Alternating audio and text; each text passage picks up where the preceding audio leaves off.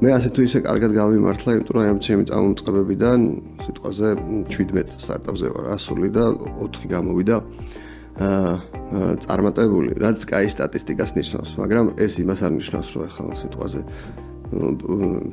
დიდი წილი იყო უბრალოდ დაუღალავიშრობა და ასევე წარმატებაც ალბათ, რა უნდა გაგიმართლოს. აი ეს გამართლება არ დაგვაუწყდეს, მაგრამ მაინტერესებს გამართლებას როგორ გამართავ. აი უნდა გაგიმართლოს ბიზნესშიო რომ. ხო, რა არის გამართლება, შეიძლება რაში გაგიმართლა, როგორ ფიქრობ? ცალსახად ვერ საჭიროს დროს საჭირო ადგილას მოხვდე, მაგრამ მაინც ამას ბოლომდე ვერ დავაბრალებს ჩემს გამართლებებს და წარმატებას უფრო მეტად დავაბრალებ იმას, რომ ყოველი წარუმატებლობის მერე მაინც კიდევ ერთხელ რაღაცნაირად ენერგიას პოულობდი რომ დამეწყო თავიდან და თავიდან მეცადა და აი ეს იყო წარმატება ვიდრე გამართლება.